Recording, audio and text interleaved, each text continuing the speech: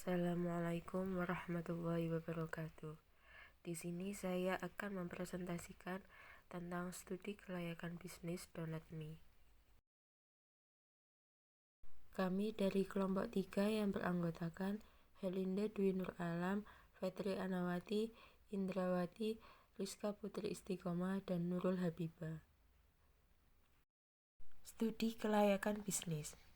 Dalam suatu bisnis, studi kelayakan sangatlah dibutuhkan untuk mencapai keberhasilan suatu usaha. Apalagi di era globalisasi ini yang semua kegiatan usahanya menggunakan teknologi canggih dan pertumbuhan ekonomi pun mengalami perubahan dengan cepat.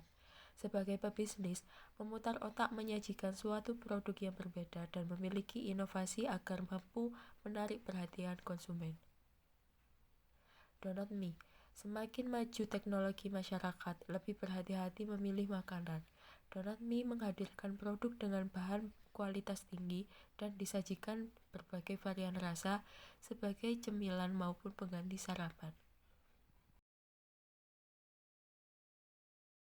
Manfaat usaha Donat.me. Yang pertama, manfaat finansial.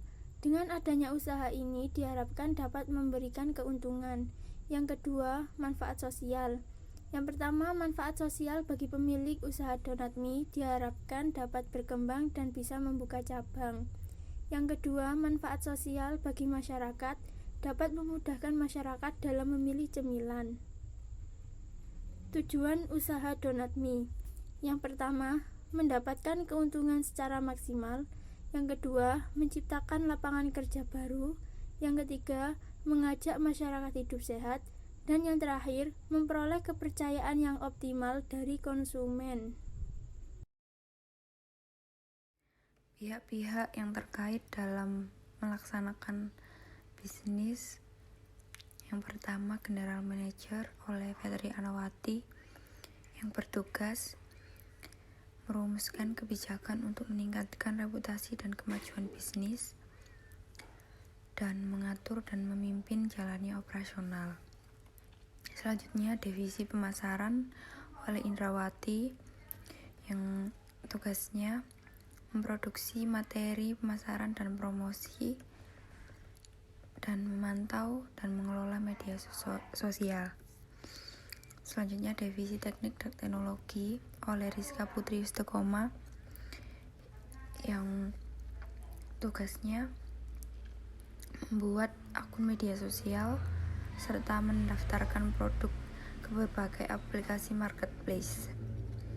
Selanjutnya, Divisi Personalia oleh Helinda Dwi yang bertugas menyusun anggaran tenaga kerja yang dibutuhkan, mengurus dan membawai karyawan.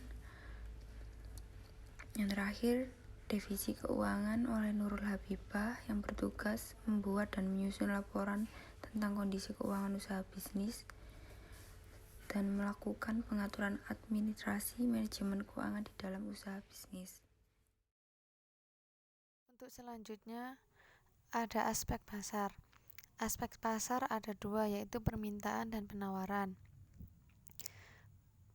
Permintaan terhadap cemilan yang murah dan membuat perut kenyang serta perubahan varian rasa semakin meningkat. Dalam hal ini yang harus diperhatikan agar konsumen tetap setia membeli produk kami adalah dengan menciptakan donat dengan cita rasa yang bervariasi dan sesuai dengan selera masyarakat. Untuk penawaran, sesuai dengan konsep utama kami yaitu menyediakan berbagai varian rasa dari donat. Hal ini menjadikan daya tarik tersendiri bagi para konsumen. Selain itu, kami memberikan harga yang terjangkau dan tempat yang nyaman bagi konsumen.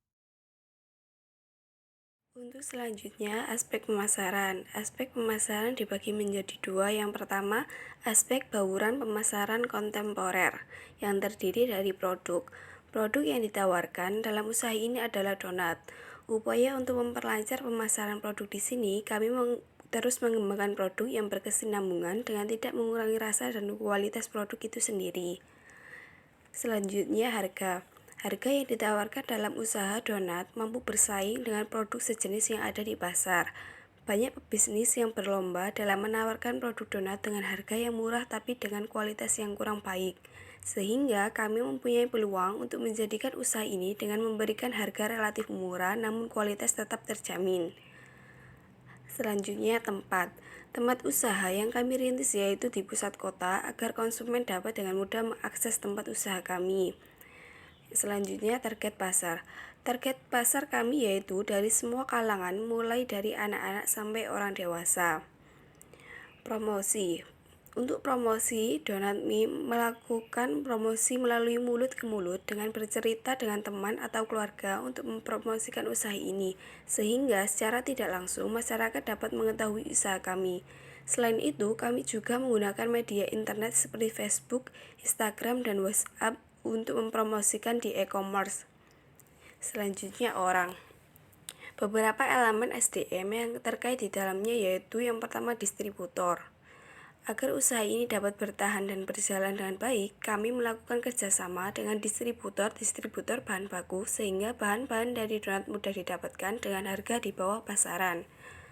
Tenaga kerja.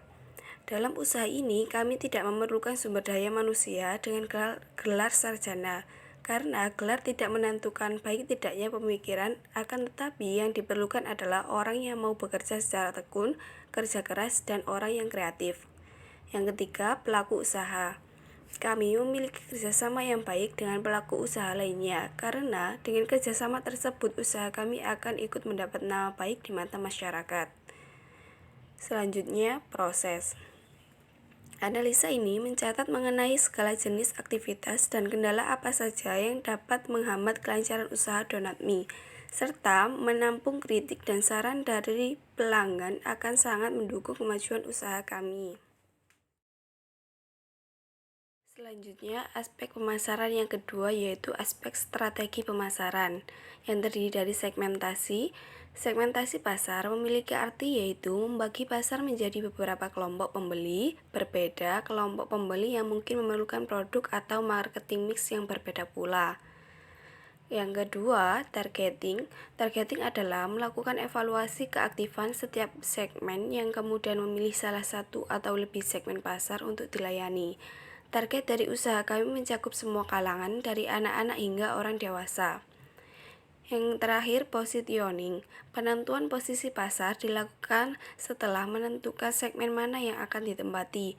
Untuk posisi pasar pada usaha kami dengan memproduksi produk yang berinovasi agar mudah dikenal oleh para konsumen. Sekian presentasi dari kelompok 3 tentang studi kelayakan bisnis Donat.me. Wassalamualaikum warahmatullahi wabarakatuh.